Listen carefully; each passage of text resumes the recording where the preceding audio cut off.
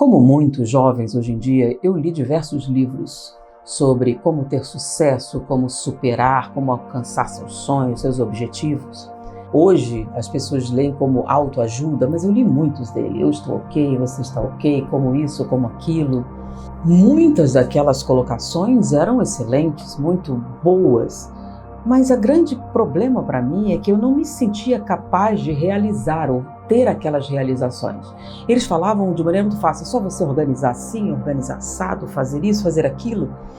E eu me sentia sempre incapaz, impotente, sem forças.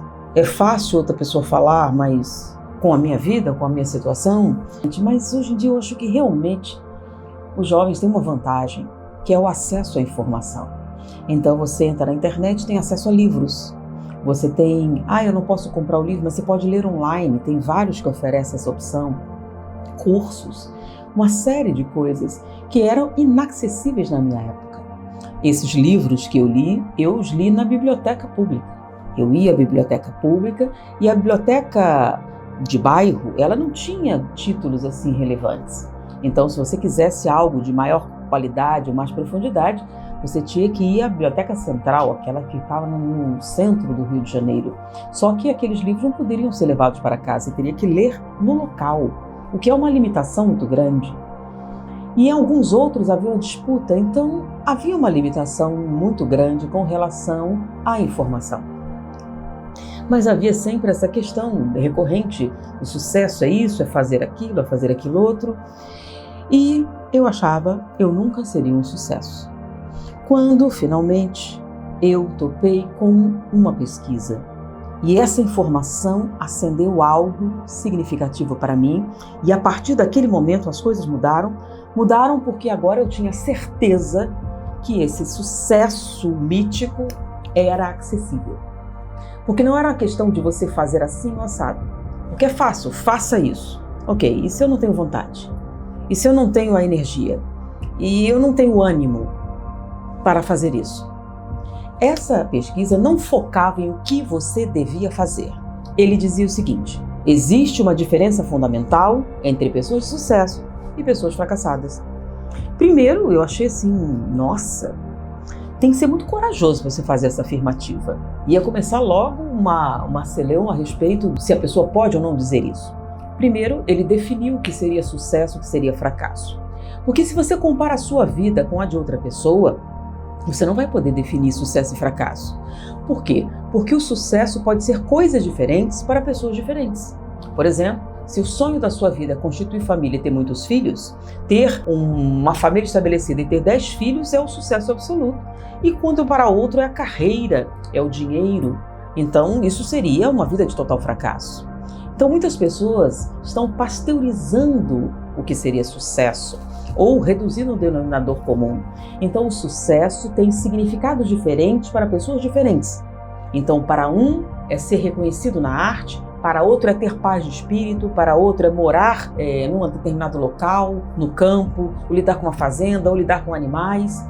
Ou seja, o sucesso tem características diferentes para pessoas diferentes. Então, porque você não tem uma carreira, não tem sucesso. Se você está comprando o sucesso pronto da prateleira, com certeza você será infeliz, porque o sucesso vendido é utópico. Eu li um trabalho, com relação à publicidade e propaganda. Na verdade, era um trabalho de vendas, em que o estudioso dizia o seguinte: casais felizes não são bons para o comércio. Porque quanto mais infeliz o casal, mais ele gasta.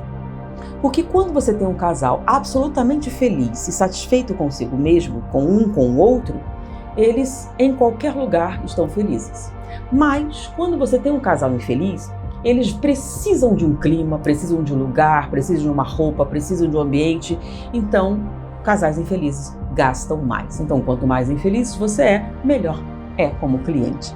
Ou seja, comprar o sucesso pronto de uma prateleira pode não ser uma coisa muito saudável. Então, uma das coisas que me agradou é que quando eu li aquilo, achei assim estranho, mas quando eles foram especificar, disseram: primeiro, nós temos que definir, como qualquer boa pesquisa, definir do que estamos falando exatamente. Então, nesse caso, eles definiram sucesso e fracasso da seguinte maneira: nós temos um anseio. Então, quando nós começamos na vida, nós temos um anseio, um objetivo, um desejo, alguma coisa que nós queremos alcançar. Então, como é que eles definiam sucesso? Você sonhava com uma determinada coisa. Você conseguiu o que queria, está no caminho de conseguir o que queria, não chegou nem perto, ou você atingiu muito mais do que sonhou.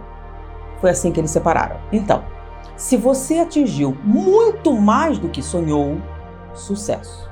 Se você está em vias de realizar ou chegou onde você queria, normal.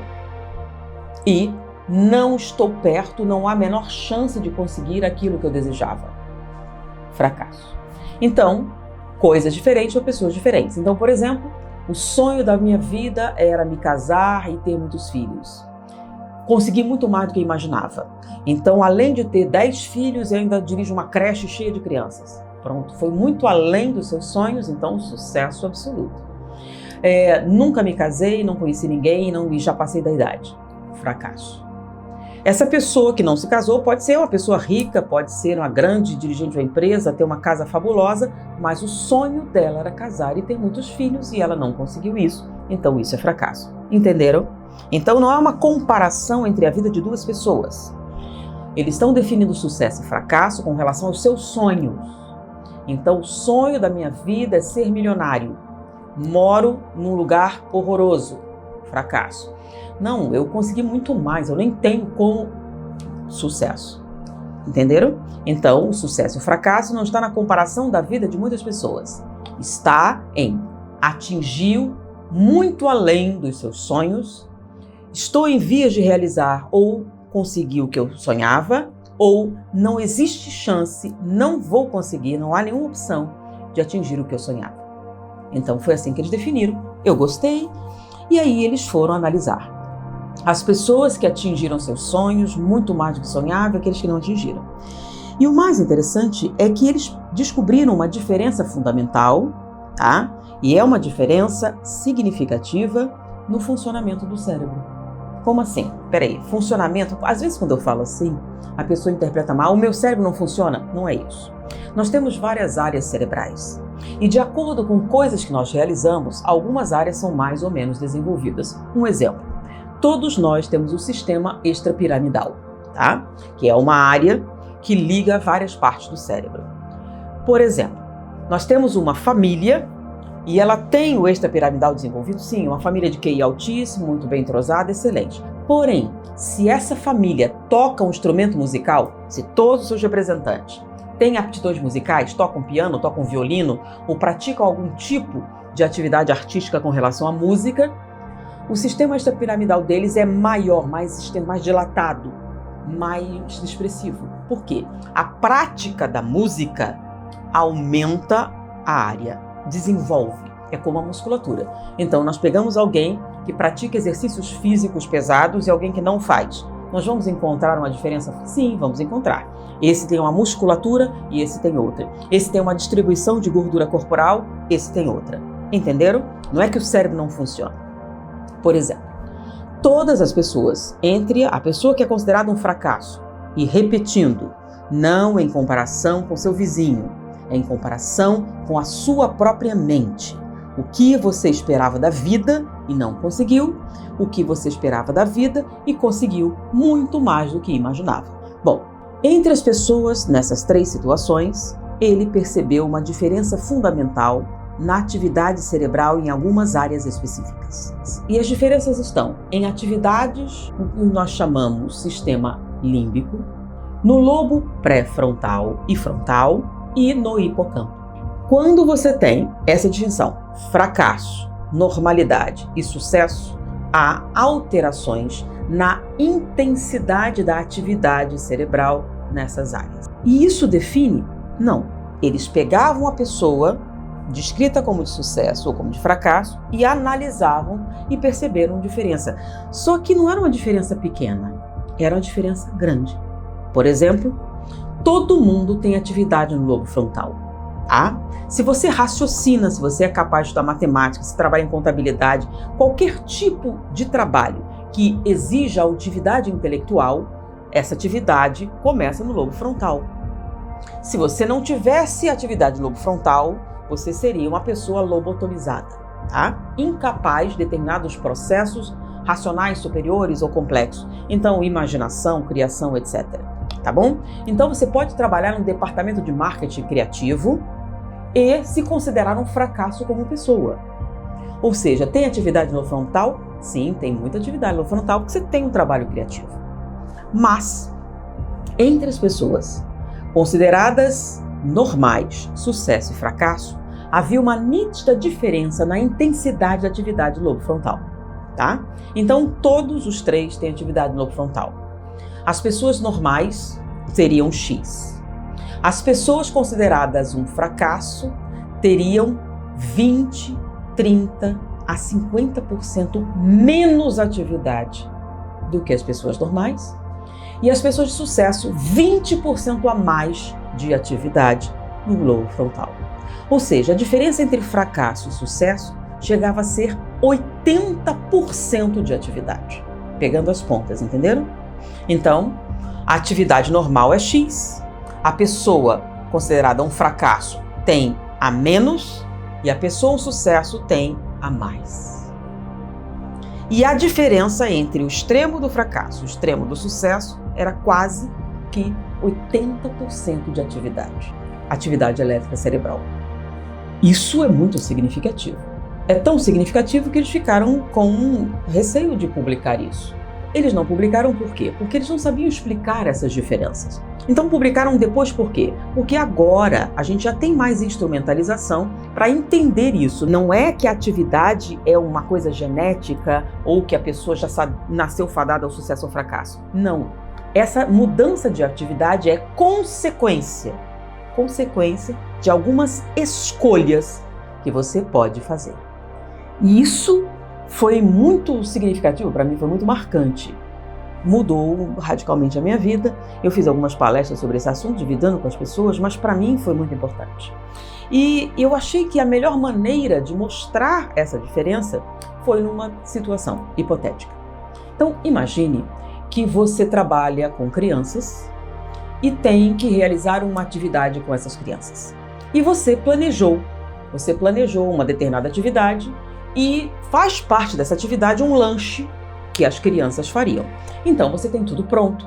Então na cozinha do local onde você vai fazer isso, tem lá o leite, os biscoitos, tudo necessário para o lanche que fará parte dessa atividade. Ou seja, o lanche é essencial para que sua atividade dê certo. Então essa é a situação hipotética. Então vamos ao acontecimento. Uma pessoa considerada fracassada chega para realizar a atividade. Quando ela adentra a cozinha, ela descobre que todo o leite derramou. Está tudo no chão, derramado. Ou seja, esse acontecimento inviabilizou a tarefa que ela iria realizar, porque o leite era essencial para que aquilo acontecesse. No momento em que ela não tem os elementos para realizar a tarefa, nós estamos considerando o quê? Insucesso. E nesse momento, como é que a pessoa considerada fracassada encara a situação? Como ela se comporta? Meu Deus, derramaram o leite. Quem fez isso? Quem é o responsável por esse acontecimento? Alguém tem que pagar por isso. Eu vou descobrir quem foi que fez isso e ele vai pagar caro por isso que ele fez. E aí, nesse momento, o que é necessário fazer para descobrir quem é o responsável pela tragédia que impediu você de alcançar os seus objetivos? Bom, se você quiser saber quem derramou leite, tem várias atitudes que você vai tomar. Primeiro, preste atenção nos acontecimentos. Na minha mente é mais ou menos como CSI, né? A cena do crime, você vê tudo aquilo e aí pega o telefone. Quem é o responsável pela cozinha? Ah, é fulano. Quem tem a chave? Quem entrou por último? Quem aconteceu? Quem esteve aqui? E você começa a fazer o quê? Uma investigação criminal. E cada vez que você pergunta para alguém, você diz assim, Entrei na cozinha, o leite estava no chão, e aí você vai descrever os acontecimentos para tentar descobrir o culpado. Então, o que você vai fazer? Se fosse o CSI, você teria o quê? Lembra do filme, né? Se você nunca assistiu, é um filme sobre uma unidade criminal. Então eles fotografavam, pegavam todas as provas, eram milhares de fotografias. Depois, o trabalho dessa divisão era analisar cada fotografia, cada prova. E é mais ou menos o que você vai fazer. Então, cada vez que você confrontar um possível responsável pela tragédia, você vai fazer o quê? Fechar os olhos e revisar os acontecimentos. Eu entrei, a porta estava aberta, estava fechada, a chave estava no lugar, não estava. Tudo isso vai ter que lembrar, não é? Só que tem um detalhe. Você não tem uma equipe forense e não tirou foto de toda a cena do crime. Mas essas imagens estão em algum lugar. Onde, na sua mente, estão as imagens da tragédia? Estão num lugar chamado hipocampo, que é onde nós guardamos a nossa memória. Então, tudo que nós vivemos, acontecimentos, etc., ainda mais uma coisa importante como essa, é guardada na memória. E cada vez que você vai visitar a memória, tá? Você vai focar sua atividade elétrica cerebral onde? No hipocampo, que é onde estão guardadas as suas lembranças. Então, vou dar um exemplo para você. Você está conversando com alguém, lembra daquela música, daquela novela, naquela vez? E aí você... sei qual é a novela, deixa eu ver, eu lembro. E aí a pessoa vai falar alguma coisa, não, fica quietinho que eu tô quase lembrando. O que você faz para lembrar? Você fecha os olhos, não fala nada não. Fecha os olhos, se pudesse fechar os ouvidos, com que objetivo? Se você diminuir o estímulo visual e auditivo, você pode fazer o quê? Mergulhar na sua memória. Então toda vez que você quer acessar a memória e a intensidade dessa necessidade é grande, você faz o quê? Diminui os estímulos do presente. Então, fecha os olhos, fecha os ouvidos, fica quietinho, só um instante, vou lembrar. Para você lembrar melhor. Então, nesse caso da tragédia, toda vez que você confronta um possível culpado ou começa a prospectar para ver quem é o culpado, você fecha os olhos e revê a cena da tragédia. Porque o seu objetivo é encontrar o responsável. E para encontrar o responsável, você tem que ir para o presente, passado ou futuro? Passado. Porque o culpado está onde? No passado. Então, você vai aumentar a atividade do quê? Do hipocampo, onde estão as memórias da tragédia. E você vai focar toda a sua atividade cerebral em lembrar com nitidez as coisas para tentar encontrar o responsável. Mas peraí, o que isso tem de errado? Não é importante saber o culpado? Não é importante saber o que aconteceu até para você evitar? Isso é o que você está dizendo. Mas vamos ver uma outra situação. Outra situação não, a mesma situação. Só que a pessoa que vai lidar com ela é aquela que é considerada uma pessoa de sucesso. Como assim? Vamos ver. Essa pessoa está na mesma situação. Ela tem uma atividade para realizar com as crianças e o lanche é fundamental para essa atividade e ela chega no local e todo o leite está derramado. Ou seja, é o mesmo cenário da pessoa anterior. Mesma coisa, mesmo leite, mesma cozinha, mesma tragédia, tudo exatamente igual à situação número 1. Só que não é a pessoa número 1. Essa pessoa é uma pessoa diferente. Então, quando ela vê tudo aquilo, daquela situação, o que ela faz? Meu Deus, o leite derramou. Como posso resolver isso? Meu Deus, eu preciso de mais leite. Quanto? Eu preciso de mais 15 litros de leite. Quantas pessoas eu conheço que podem me dar o leite agora? Quantos eu poderia ligar? E aí, ela começa a procurar uma solução para a tragédia.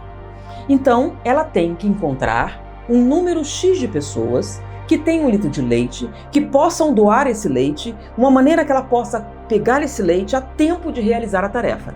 Quer dizer, onde está tudo isso? No presente, no passado ou no futuro? No futuro, nada disso aconteceu. Se está no futuro, onde no cérebro fica o futuro? Onde no cérebro você cria um cenário hipotético, onde você coloca pessoas que não estão lá, onde cria um cenário que não aconteceu, entra e tira uma resposta. O nome é chamado futuro. Então, você tem uma cena imaginária onde você conseguiu 15 litros de leite, através de tantos amigos que doaram leite, você pegou. Então, tudo isso está onde? Está no futuro. E onde fica o futuro no cérebro? no lobo frontal. Então, é lá que você cria algo que não existe. É onde fica a criatividade, é onde fica as construções imaginárias. Então você vai para lá e começa eu tenho tantas pessoas, será que ele tem leite? Se ele tiver leite, será que ele vai me entregar? Será que dá tempo? Será que eu consigo sensibilizar? Como é que eu falaria para a pessoa me dar o leite? E com rapidez. Eu preciso sensibilizar essa pessoa, eu preciso que ela... Tudo isso está no futuro. Então você aumenta o aporte de nutrientes, o aporte de energia, tudo, e aumenta a atividade onde? No lobo frontal. Só que tem uma diferença. O lobo frontal, ele é onde estão os neurônios mais especializados e os mais complexos. Com isso, eles gastam muita energia. Então, o futuro, que é a diferença entre superar ou não uma dificuldade, faço o quê? É onde estão suas decisões. E tem que ser decisões rápidas, é uma questão de sobrevivência. Em vista disso, ele tem uma certa preferência com relação à energia. Então, toda vez que você aumenta a atividade no lobo frontal, você também aumenta o seu metabolismo. Por quê? Porque é de uma decisão, decisões geram movimento. Então, olha a diferença. Quando você vai visitar o passado, você fez o quê? Você fechou os olhos.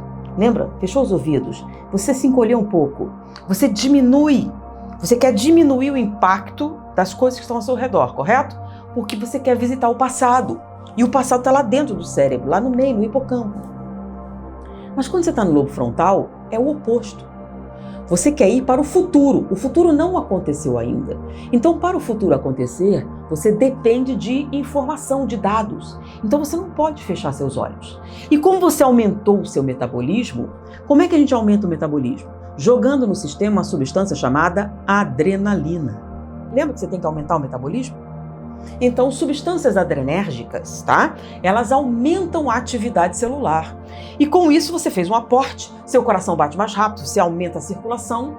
E quando você tem muita adrenalina, uma coisa que você não consegue é ficar parado, quietinho, sem se mover.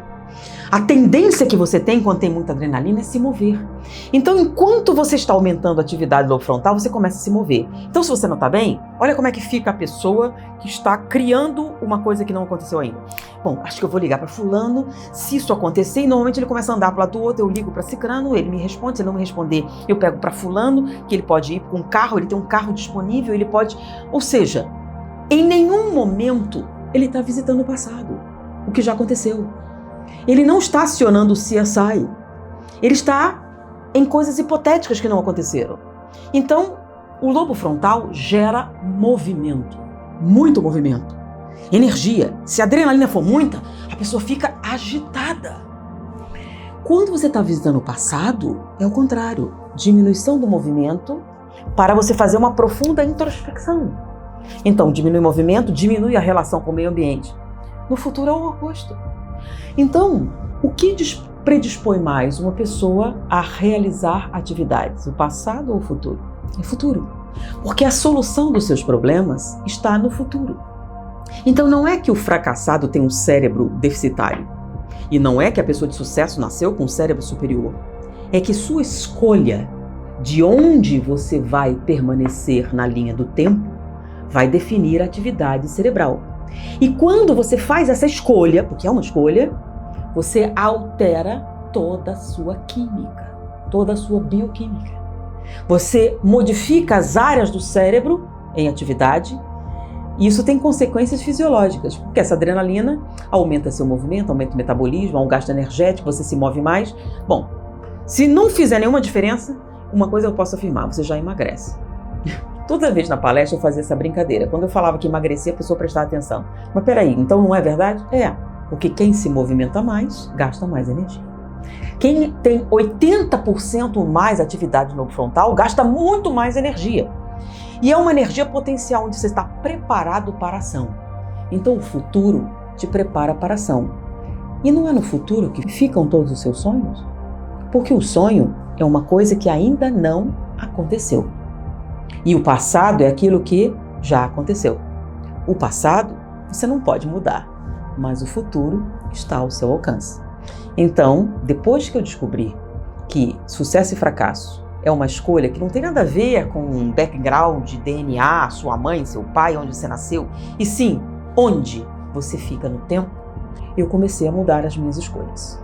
Então, quando uma coisa errada acontece, eu não fico pensando assim, quem é o culpado? Não interessa. Como é que eu faço resolver? Não, mas... ficar com raiva do que aconteceu é perda de tempo. E aí eu comecei a me exercitar a ficar no futuro. Eu não quero ficar no passado, não quero saber do passado, quero o futuro. Errou, não deu certo, não, futuro. E eu comecei esse exercício. E eu vou contar uma coisa que me felicitou muito. Foi quando eu li uma descrição do Jobs, da Apple.